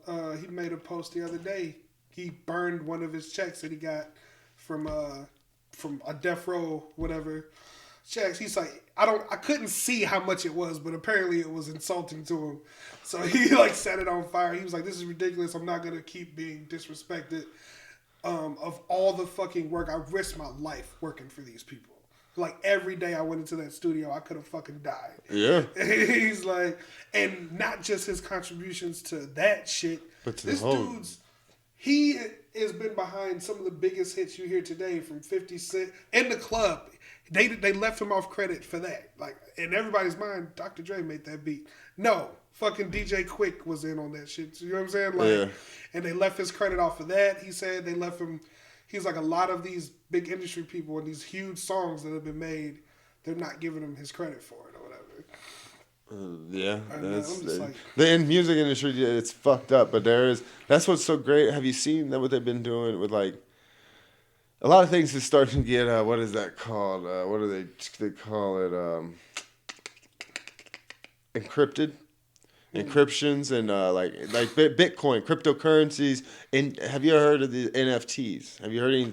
I've been hearing that shit everywhere. NFTs is basically now for people with digital art, people that create stuff online, and everything can now be patent, it goes to the original person. Now you got when you have the blockchain is what it's all on the blockchain technology. You create something on the blockchain, and you see every time it gets like I don't understand it completely, but every time you tracks its whole process, just like Bitcoin. Bitcoin's on a blockchain, and that's what's so great about it is you see every transaction of Bitcoin and where it goes. You can trace it all the way back. It's and that's why it's so secure and such a threat really to the real currency. That's why you see so many countries like trying to ban it and everything. But I still been making some shit ton of money. Not shit ton. I don't have all that much money. Like I make enough for a nice dinner at the end of the week of profits that I'll pull out. Like, let's go get some steak, baby. Yeah, man, you gotta register all your. I just found out like. You know how there's ASCAP, there's like the BMIs and stuff that you like register your music in so you can get paid royalties or whatever, man. And I'm signed up for like 2 of them. Apparently there's like 4. Like there's so many different ones that do different things and collect royalties from different areas and like overseas. And this only collects stuff from radio. This only collects from over here. I didn't know nothing about it. I'm just like getting my little royalty shit from ASCAP every few months. Thinking, you know what I'm saying? This is what it is. Garrett gets a fucking check the other day that was like, I'm like, whoa, like that's bigger than any check I've gotten off music. He said we in the same band, motherfucker. Right. He's like, you guys signed up for Song Trust like I told you 2 years ago? And we're all like, yeah, about that. You signed up for that motherfucker now, ain't you? Right. So will you be getting a check now like that? Or is it going to cut? A while. Is it going to cut his out now? Is his going to get smaller? No.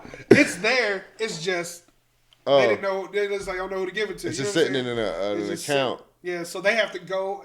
It's going to take them a year, but then I'll eventually be caught up in whatever. And you get a nice check. Yeah. So he's like, it's a year.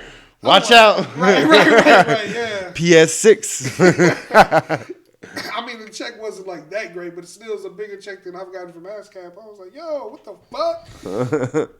And I remember I pulled it. I was like, man, you ain't sent me no email about. I'm looking at the email. God damn, he showed it. He sent us all the info. Knowing that type of person, he's like he's down. Like, he shows you the email from 2 years ago. Oh, yeah, email from 2 years ago, motherfucker. I told each and every one of y'all to do this because he's the business guy. Like, he makes sure shit gets done.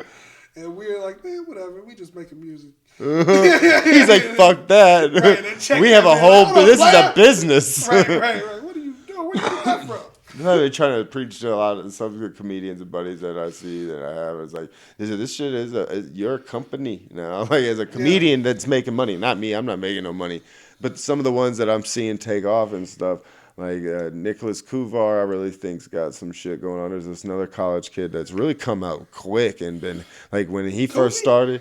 Nick Kuvar, yeah, Kuvy, that's my little butt. He's been on here, man. He's killing the comedy scene right now. That motherfucker, it's hilarious. That story of that show that he did, where what did he say? Oh my God! A kid in the crowd like cheered or something, and he goes, "Want to get fingered?" And then like the crowd goes, "Oh!" And he goes, "Is she not of age?" It was like a little boy. I'm asking him about that. Oh yeah, next time I see him at the club. Oh yeah, now I gotta have him back on to ask him about that story. Yeah, Kubi. Yeah, he did mention that you guys have done some shows on the same places. Yeah, him and his old lady are doing some shit in the music game right now. They've been doing some duet shit. It's really cool. But yeah, yo, Jamie Foxx playing Mike Tyson. Yeah. Have you seen this shit? I feel like he's gonna kill it.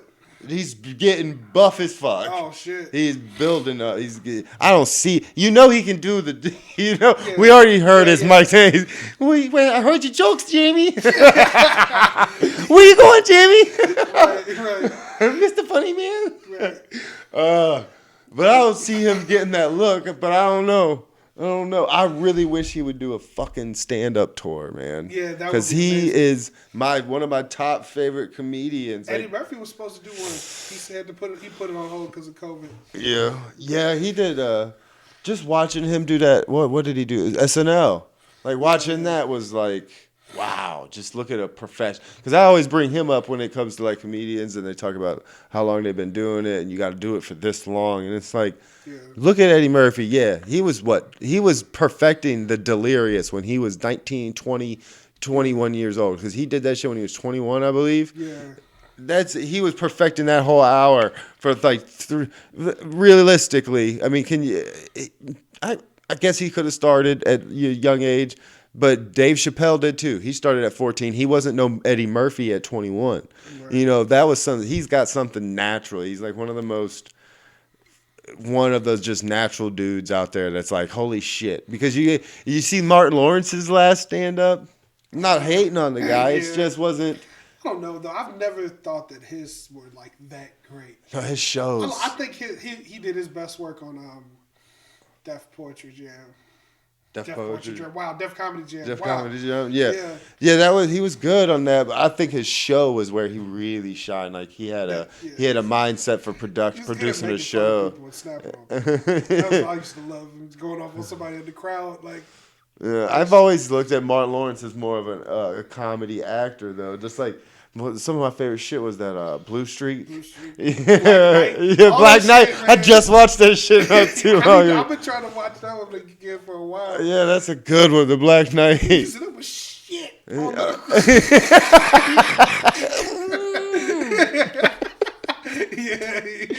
man, but that's fucking classic. I need to. But yeah, like you hear that story that Eddie Murphy told about when he was like young and he did his first show with like Paul Mooney and shit, and Paul Mooney and them wanted to fight him. No, I've heard that one. Like, he did like this show or whatever, and he's like they start putting the light on me or whatever, and he was like, what? He's like, you know, I'm 21 or whatever, however old he was. He's like, I'm on SNL, I'm killing, and I was like, man, what the fuck? He's like, who's supposed to come up? Who's coming up next? Who's supposed to be coming up next? And they were like, Paul Mooney. And he was like, y'all want to see, who the fuck is that? He goes, who the fuck is that? And he asked the crowd, y'all want to see? He's like, who y'all want to see? Y'all want to see me or Paul Mooney? And the whole crowd just goes crazy, you know what I'm saying? And he said, I did like 2-3 more hours. And that's the thing. See, they could do 2 or 3 more hours. Yeah, like, he's like, I did something ridiculous, like 2 or 3 more hours. He said, I got off the stage and John Witherspoon like ran up on me. It was like, hey, next time they tell you get off the stage, get off the damn stage. He's like, and I was like, fuck you, man. He's like, fuck you and your mama too. Like, that's the first time I met Witherspoon. The first time I met Paul Mooney. Like, I go outside and Paul Mooney walks up on me. He's like, homie, come here. He's like, you have this bit that kind of sounds like mine. Tell me how it goes. And he's like, I'm not finna do my joke for you out here in the parking lot. Like, fuck you. He's like, fuck you, motherfucker. He's like, and this, he said he was hanging out with somebody else. And he said, if I had a gun, I'd shoot both of you motherfuckers. What? He said, but like the next day, Richard Pryor made Witherspoon and Paul Mooney go apologize to him. like the next day. He's like, y'all are just jealous of him because he's young and he's out here killing it and blah blah blah. Yeah, that's to a point, but Eddie was being a dick. There's a respect to when you get a light or they 2-3 hours. If I'm gonna see 2-3 more minutes, right? All right, but 2-3 hours, goddamn. That's ridiculous. That's just spitting in their face like, fuck your club and your couch. And Paul Mooney had done so much work and stuff like up to that point. I'm surprised he didn't know who he was. Like because he's an OG. I used to love that shit with Dave Chappelle show and Mooney. Yeah, that was Mooney. said, "I'll make Brian Gumble look like Malcolm X, motherfucker." I was watching the Chappelle show not too long ago, and I think it was with the Players Club or whatever. That bitch looks like she wears dick holes. She wears panties with dick holes. Rosie I lost it. And I had a comedian he was doing a show, so he stayed here with me. We were watching that shit get high, and we both died. We looked at each other, died laughing. I was like, that is pretty funny. That's good. I said dick holes on TV. You can't say that. Rosie O'Donnell. His underwear with dick holes. Take another sip of my drink, which I'm sure somebody spit it. Those things were and he got paid for that shit, which was great. That's what him and Joe Rogan talked about a lot yesterday. Was about how I gotta leave. I gotta go put some more water in Buck Nasty's mama's dish.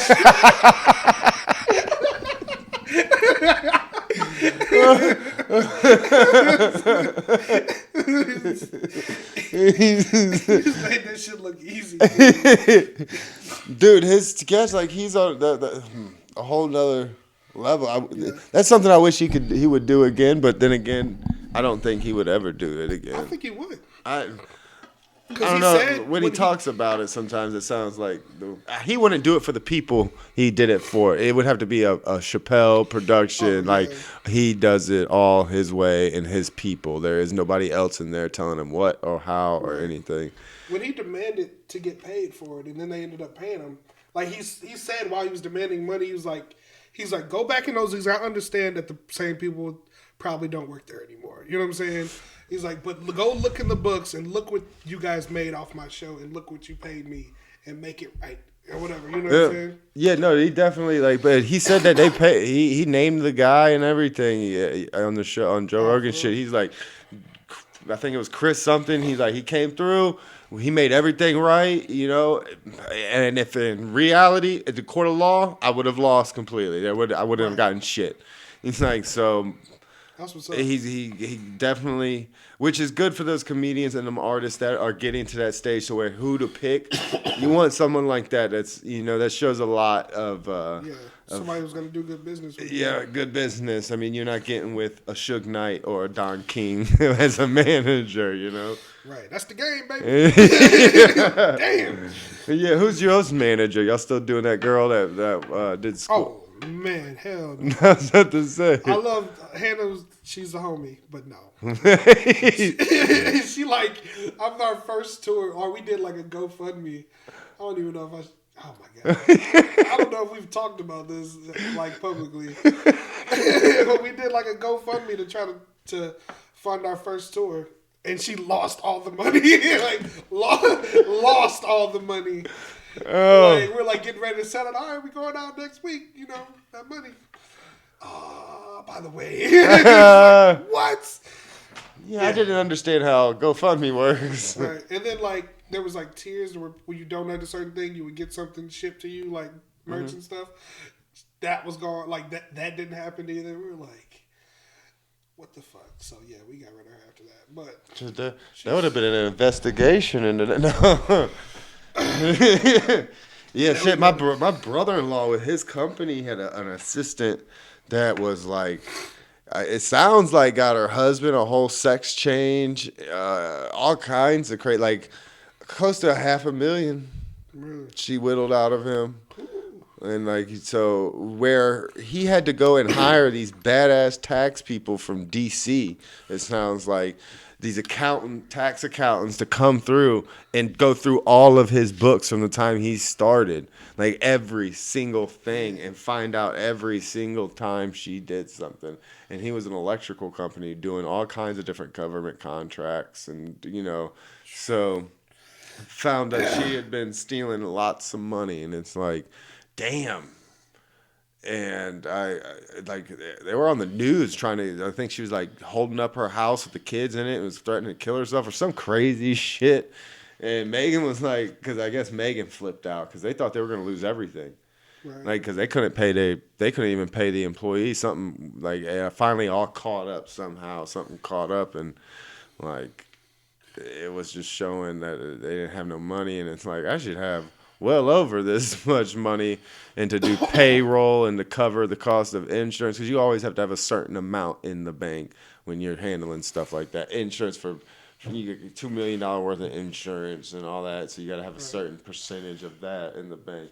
All this other stuff, and they didn't have it. And that was like, that money should always be in the bank. It should never be touched. There should never be no reason. So once they came in, and old girl quits, leaves. I think Megan drive by the house, flipping out at her, and the old lady wanted to kill herself. And I don't know if it was the new lady or the old lady that was the one. I didn't get the whole story, but I just remember there for a minute I thought I was going to be housing my sister and brother.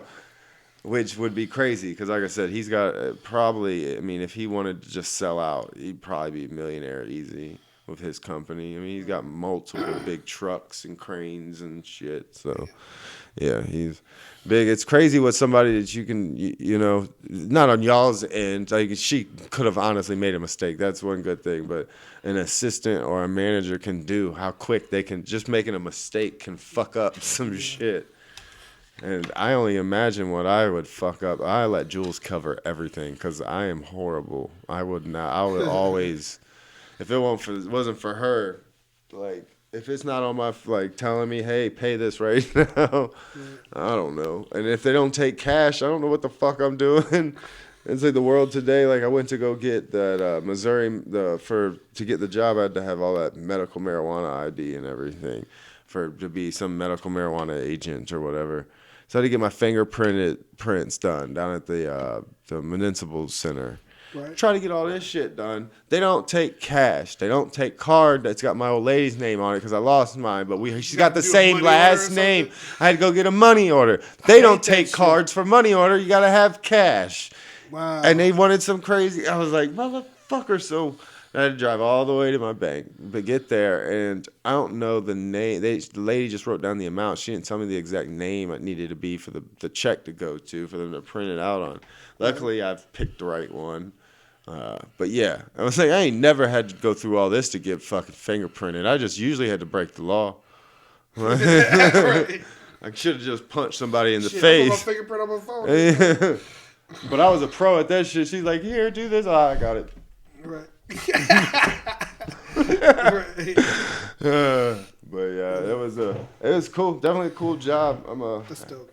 There's some of the weed, man. I'm a big pothead, but going there, out of me and you, I feel like as an average person, I'm a weed snob. Somebody that feels a little bit cocky in that subject. But in this place, I'm like I feel intimidated and out of my comfort zone. Like I'm the idiot here, so which is cool.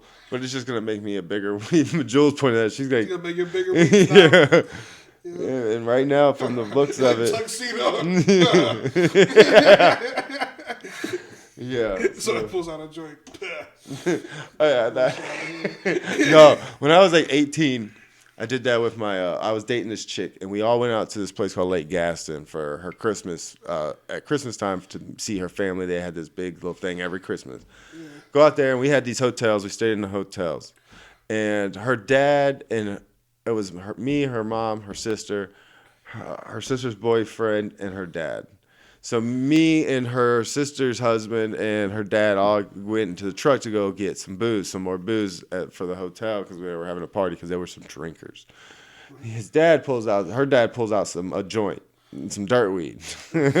I had some of that gan, you know, that holy shit. What the fuck did you smoke, Mark, when we got back to the hotel? That's all I heard because his eyes were. And this motherfucker throws me under the bus. He's like, well, Brad had some weed that he was smoking in the car. I guess I caught a buzz. And it was like, damn, dog, you threw me under the bus like that. And I took it.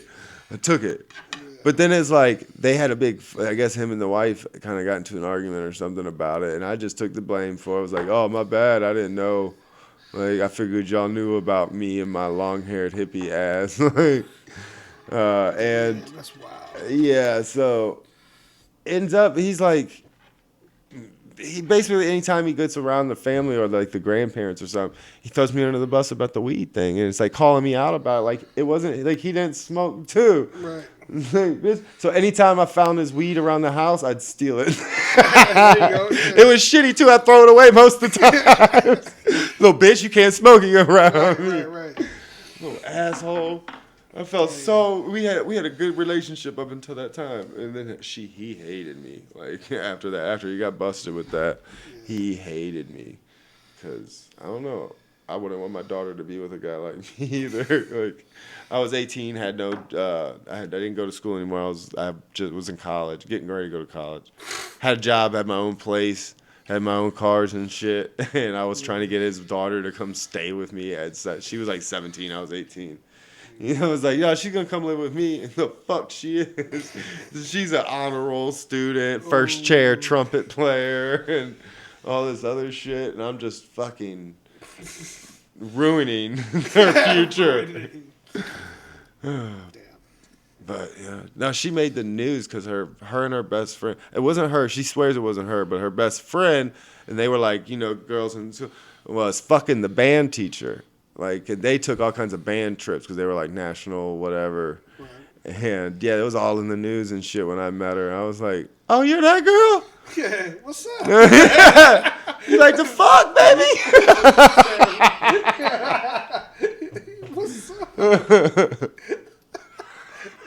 Remind me, I got a couple of videos I need to show you after. Yeah. Shit, I'm thirsty. We can call it. So we got a good bout on here. Corey.